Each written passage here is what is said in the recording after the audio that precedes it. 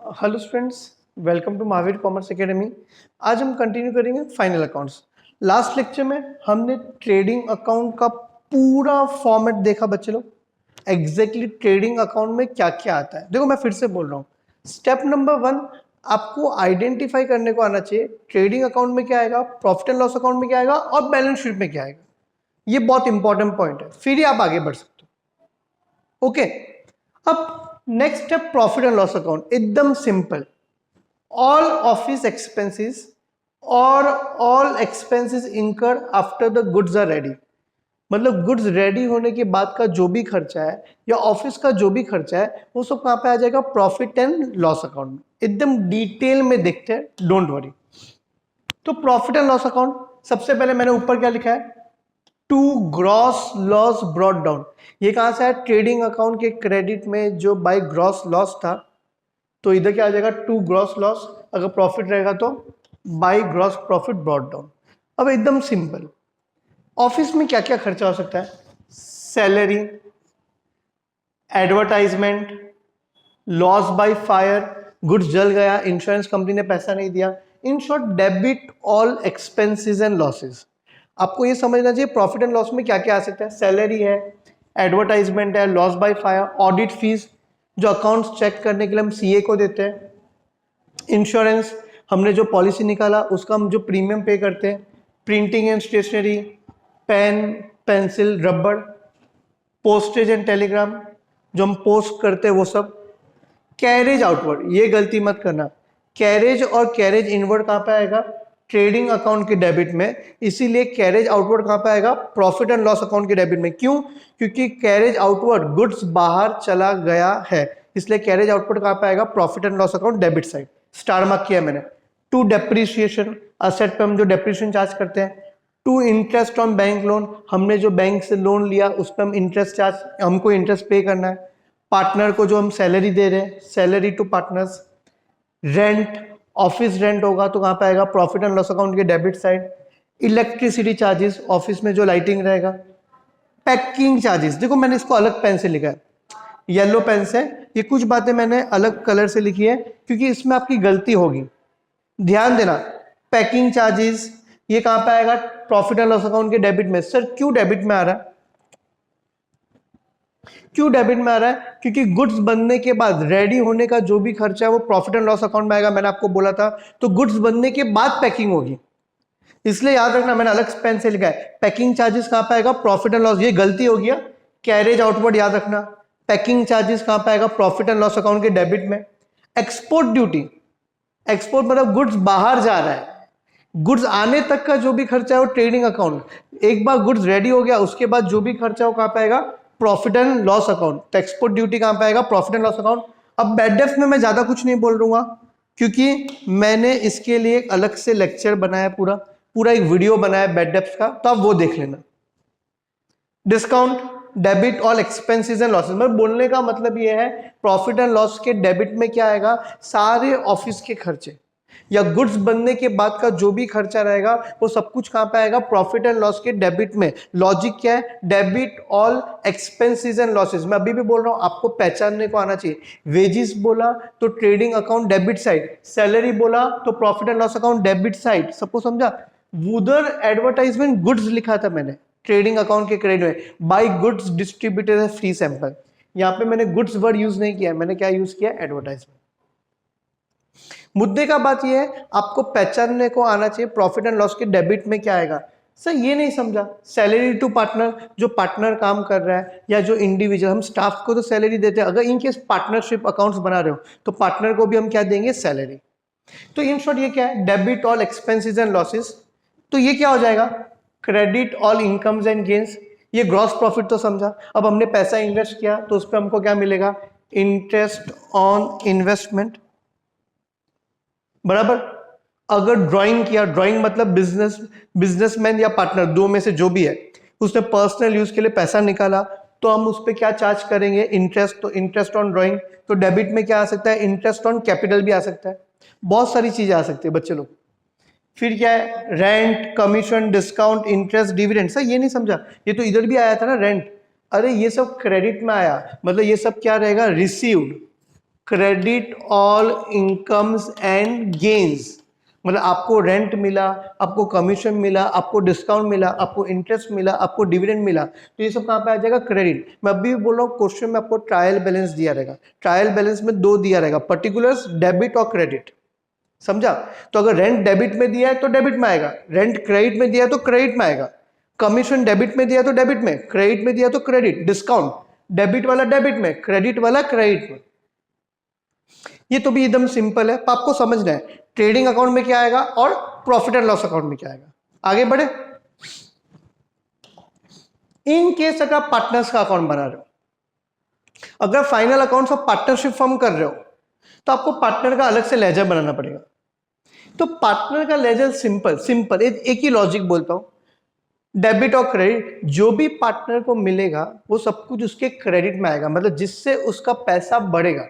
जैसे जो उसका कैपिटल है, फिर हम पार्टनर को क्या देंगे? सैलरी, कमीशन, पार्टनर का जो कैपिटल है उस पर क्या देंगे? इंटरेस्ट। तो ये सब उसको मिलेगा, तो उसका इनकम मतलब पार्टनर का इनकम, इसलिए पार्टनर की कहां पे आएगा? क्रेडिट में। देखो, by balance brought down, bye interest on capital, salary, commission, जो नेट प्रॉफिट हमको मिला प्रॉफिट एंड लॉस अकाउंट से, वो सब किसको मिलेगा? पार्टनर को। किसको मिलेगा? पार्टनर को।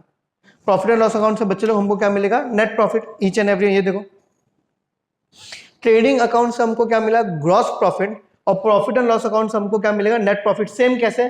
क्रेडिट में से डेबिट माइनस करेंगे तो हमको क्या मिलेगा? Net profit. और उल्टा हुआ तो नेट लॉस। तो इन केस आपने पार्टनर का अकाउंट बनाया, लॉजिक ये रखो, ये सेम हमारा पासबुक की तरह, बैंक का पासबुक। डेबिट मतलब विड्रॉ, क्रेडिट मतलब डिपॉजिट। जो भी पार्टनर को मिलेगा वो सब कुछ उसके क्रेडिट में आएगा। पार्टनर का बैलेंस है, उसको इंटरेस्ट ऑन कैपिटल मिलेगा, सैलरी मिलेगा, कमीशन मिलेगा, अगर प्रॉफिट एंड लॉस में प्रॉफिट हुआ तो प्रॉफिट मिलेगा। ये सब उसका, इससे सब, इन सब से उसका पैसा क्या होगा? बढ़ेगा। ये उसका इनकम है। तो डेबिट में क्या आएगा सर? पार्टनर्स कैपिटल के। अगर पार्टनर्स कैपिटल बना रहे हो, टू ड्रॉइंग्स, उसने पर्सनल यूज के लिए पैसा निकाला। टू इंटरेस्ट ऑन ड्रॉइंग्स, अगर आप समझ रहे हो तो ये इंटरेस्ट ऑन ड्रॉइंग उसके डेबिट में आया, इधर कहां पे आया? क्रेडिट में। मतलब सुनो, बिजनेस पॉइंट ऑफ व्यू सोचो, ये इनकम है, पार्टनर का एक्सपेंस, फर्म का इनकम। देखो एक और चीज बताओ, यहां पे हमने सैलरी टू पार्टनर लिखा, तो ये बिजनेस का एक्सपेंस है, तो पार्टनर का क्या है? इनकम है। होप्स आपको मेरी बातें समझ रही है। फिर क्रेडिट माइनस डेबिट करके जो भी बैलेंस आएगा उसको हम ट्रांसफर करेंगे बैलेंस शीट में। कहां पे ट्रांसफर करेंगे? बैलेंस शीट में। अभी बोला अगर पार्टनर्स कैपिटल बना रहे हो तो ये आपको करना है। तो हमने ट्रेडिंग अकाउंट देखा, हमने प्रॉफिट एंड लॉस अकाउंट देखा, हमने पार्टनर्स कैपिटल अकाउंट देखा। अब एक लास्ट बाकी है, बैलेंस शीट। अब देखो यार बच्चे लोग, balance sheet each and every एकदम डिटेल में एकदम समझते हैं बैलेंस शीट क्या। एक बार फिर से मैं रिकैप देता हूं, हमने इस चैप्टर में कर क्या रहे। फाइनल अकाउंट्स में मैंने पहले भी बोला, हम 3 अकाउंट बना रहे हैं, trading account, profit and loss account, partners capital, और चौथा क्या है? Balance sheet. आपको पहले तो पोस्टिंग समझना पड़ेगा, मैं फिर से बोल रहा हूं, आपको ये समझना पड़ेगा ट्रेडिंग में क्या आएगा, प्रॉफिट एंड लॉस में क्या आएगा, पार्टनर्स कैपिटल में क्या आएगा और बैलेंस शीट में क्या आएगा। तो ट्रेडिंग अकाउंट हमने पूरा डिटेल में देखा, जो भी कॉस्ट ऑफ प्रोडक्शन, गुड्स बनाने का खर्चा, जो भी फैक्ट्री का खर्चा, जो भी फैक्ट्री के अंदर खर्चा हो रहा है वो ट्रेडिंग अकाउंट में आएगा। गुड्स बनने के बाद का जो भी खर्चा या ऑफिस का खर्चा कहां पे आएगा? Profit and loss account. Partners capital भी हमने देखा। चौथा है बैलेंस शीट। अब बैलेंस शीट को 2 पार्ट में डिवाइड करते हैं। It is divided into 2 parts, liabilities and assets. ये अकाउंट नहीं है इसलिए इसमें डेबिट क्रेडिट आता नहीं है, सिर्फ नॉलेज के लिए बोल रहा हूं। लायबिलिटी कौन सा बैलेंस देता है? क्रेडिट। असेट कौन सा बैलेंस देता है? डेबिट। सर लायबिलिटी और असेट का क्या मतलब है? लायबिलिटी मतलब जो पैसा बिजनेस अकाउंट्स करते वक्त, always think from the point of view of business. Liability मतलब जो पैसा बिजनेस को किसी को भी देना है, देना है तो लायबिलिटी, लेना है तो असेट। तो असेट मतलब हमारी प्रॉपर्टी या जहां से भी हमको पैसा आने वाला है उसको हम क्या बोलेंगे? असेट। अब इसको बहुत डिटेल में देखना पड़ेगा, बहुत सारी बातें मैंने लिखी नहीं है, सब कुछ मैं नहीं लिख पाऊंगा, तो कुछ बातें बच्चे लोग मैं ओरली भी बोलूंगा। अब देखो लायबिलिटीज पे फोकस करते हैं। अब कहीं ना कहीं मैंने लायबिलिटीज को ऐसे डिवाइड किया, partners capital, non current liability, current liability. ऐसा डिवाइड करने की जरूरत नहीं है। आप नहीं करोगे तो भी चलेगा, सिर्फ मैंने ऐसे ही किया। देखो लायबिलिटी अकाउंट्स करते वक्त always think from the point of view of business. पहले तो ये समझो, लॉजिक समझो। लायबिलिटी मतलब बिजनेस को किसी को भी पैसा देना है। अब अगर समझो नॉर्मल बिजनेसमैन है, तो बिजनेसमैन ने बिजनेस में पैसा इन्वेस्ट किया, कैपिटल, तो ये कैपिटल किसका, बिजनेसमैन का है, तो बिजनेस को ये रिटर्न करना पड़ेगा। इसलिए सबसे पहले लायबिलिटी में आता है कैपिटल। देखो मैंने पार्टनर्स कैपिटल भी लिखा है और कैपिटल भी लिखा है। अगर दो लोग हैं तो पार्टनर, अकेला है तो कैपिटल। तो कैपिटल लायबिलिटी में क्यों आया, क्योंकि ये पैसा बिजनेसमैन का है और बिजनेस पॉइंट ऑफ व्यू सोचना है, business entity concept, always think from the point of view of business. तो इसलिए लायबिलिटी में सबसे पहले क्या है, कैपिटल। और ऐसा भी सोचो, बिजनेस स्टार्ट करने के लिए सबसे पहले तो बिजनेसमैन, ओनर जो है वो बिजनेस में पैसा लाएगा, खुद का पैसा। इसको हम बोलते हैं बेसिकली खुद का पैसा, मतलब ओनर्स फंड। अब मैं क्या बोल रहा हूं, ये तो खुद का पैसा, पर पैसा कम पड़ेगा तो हमको बाहर से पैसा लाना पड़ेगा, तो उसको हम क्या बोलते हैं, बोरोड फंड। क्या बोलते हैं बच्चे लोग, बोरोड फंड। देखो मैंने लिखा है नॉन करंट लायबिलिटी। अब सर ये नॉन करंट और करंट क्या होता है बता दो ना। एक सिंपल वर्ड्स में बोलूं तो नॉन करंट मतलब ग्रेटर देन 1 ईयर, इसको 1 ईयर बाद पैसा देंगे तो भी चलेगा। करंट लायबिलिटी मतलब लेस देन 1 ईयर, इसको 1 ईयर के अंदर क्या करना पड़ेगा, पे करना पड़ेगा। नॉन करंट और करंट लायबिलिटी में क्या फर्क है, नॉन करंट मतलब मोर देन 1 ईयर, करंट मतलब लेस देन 1 ईयर। तो हम फोकस करते हैं लायबिलिटी में सबसे पहले खुद का पैसा, कैपिटल। कैपिटल जो है वो लायबिलिटी है, क्योंकि ये accounts business point of view बन रहा है। खुद का पैसा, ओनर्स फंड, मतलब ये ए और बी अगर पार्टनर्स कैपिटल है तो ये बैलेंस कहां से आएगा, पार्टनर्स कैपिटल में लिखा था देखो, to balance carry down transfer to balance sheet. और कैपिटल है तो इंडिविजुअल का कैपिटल। नॉन करंट लायबिलिटी खुद का पैसा, फिर बोरोड फंड।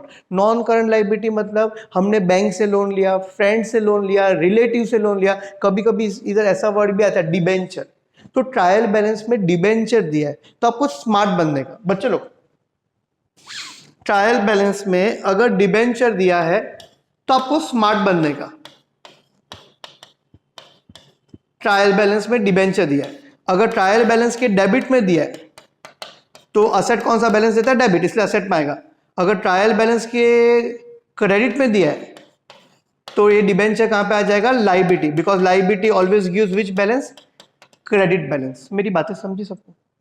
तो मतलब सर डिबेंचर क्या है, डिबेंचर एक तरह का लोन है, पर उल्टा सोचो, अगर हमने लोन लिया है तो लायबिलिटी, पर हमने लोन दिया है तो असेट। इसलिए मैंने बोला डिबेंचर अगर क्रेडिट में है तो लायबिलिटी क्योंकि हमने लिया है, और डिबेंचर अगर डेबिट में है तो असेट मतलब हमने दिया है। डिबेंचर भी एक तरह का लोन है। मैं बहुत सारे अलग अलग वर्ड्स भी बताऊंगा, प्लीज आपको ध्यान देना है।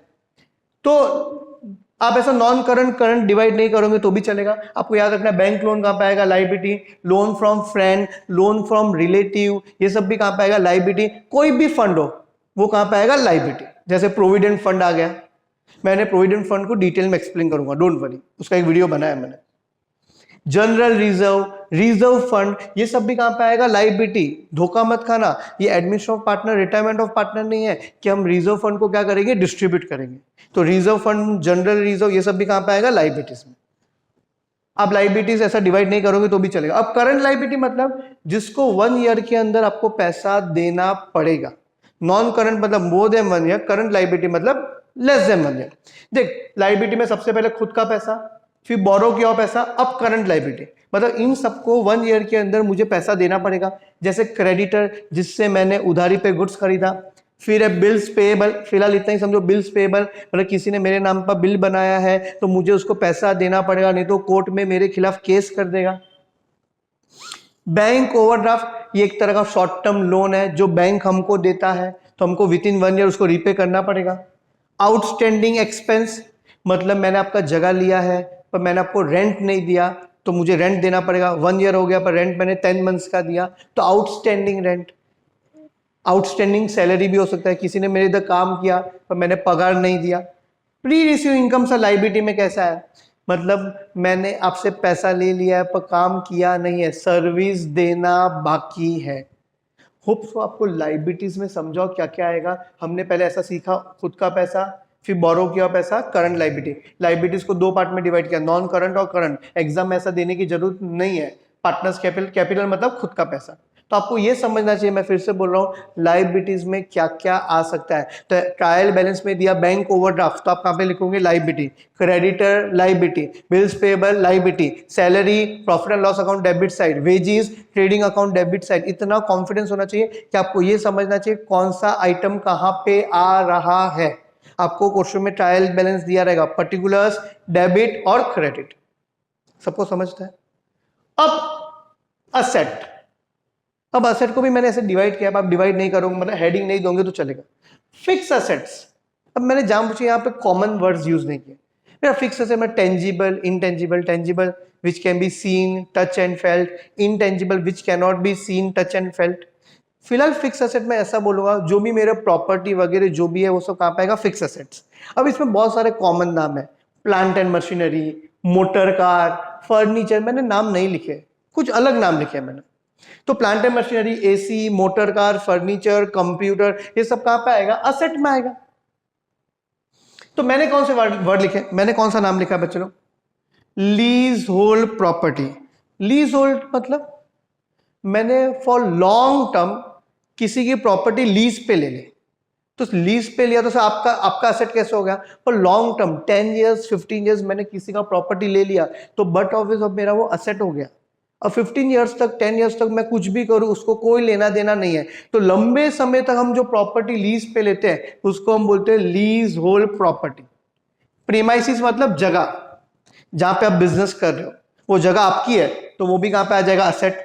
Building, factory building, motor car, AC, furniture, land and building, plant and machinery, बहुत कुछ आ सकता है। इंटेंजिबल में क्या आ सकता है, गुडविल, पेटेंट, ट्रेडमार्क, कॉपीराइट। अगर ये सब का आपको मतलब नहीं पता तो प्लीज बेसिक ऑफ अकाउंट्स में जाके ये देखिए।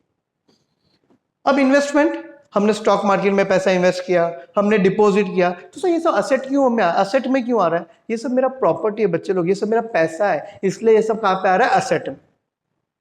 नहीं समझा, चलो ठीक है। अब मैं क्या बोल रहा हूं, अब ये देखो उल्टा, ये एकदम simple, current liability current asset. यहां पे क्रेडिटर था तो यहां पे क्या हो गया, डेटर। क्रेडिटर को पैसा देना है, डेटर से पैसा लेना है। यहां बिल्स पेबल है तो यहां बिल रिसीवेबल, यहां बैंक ओवरड्राफ्ट है तो यहां bank balance, outstanding expense, outstanding income, pre received income, prepaid expense, सब रिवर्स हो गया। ओके, बैंक बैलेंस है तो कैश बैलेंस भी हो सकता है। क्लोजिंग स्टॉक, जो स्टॉक बच गया वो उसको हम क्या बोलेंगे, क्लोजिंग स्टॉक। डायमंड, ज्वेलरी, ये सब भी कहां पे आएगा, असेट। कंक्लूजन ये है, स्टेप नंबर 1 मेरा खत्म हुआ कि आपको ये समझना चाहिए ट्रेडिंग अकाउंट में क्या आएगा, प्रॉफिट एंड लॉस अकाउंट में क्या आएगा, पार्टनर्स कैपिटल में क्या आएगा और बैलेंस शीट में क्या आएगा। ये स्टेप नंबर 1 है, ये कंक्लूजन है। जब तक आपको ये नहीं आएगा आप आगे नहीं बढ़ सकते हो। स्टेप नंबर 2 है एडजस्टमेंट्स। एडजस्टमेंट के 2 इफेक्ट होते हैं, पर वो बात की बात है। फिलहाल आपको स्टेप नंबर 1 मैं अभी भी बोल रहा हूँ, ट्रेडिंग अकाउंट में क्या आएगा, प्रॉफिट एंड लॉस अकाउंट में क्या आएगा, पार्टनर्स कैपिटल अगर आप बना रहे हो तो ठीक है, या बैलेंस शीट इसमें क्या आएगा ये आपको समझना चाहिए। क्वेश्चन में आपको ट्रायल बैलेंस दिया रहेगा, क्या दिया जाएगा, ट्रायल बैलेंस। आपको ये पहचानना है कौन सा ट्रेडिंग में आएगा, कौन सा प्रॉफिट एंड लॉस में आएगा, कौन सा पार्टनर्स कैपिटल में आएगा, कौन सा बैलेंस शीट में आएगा। होप सो आपको अच्छे से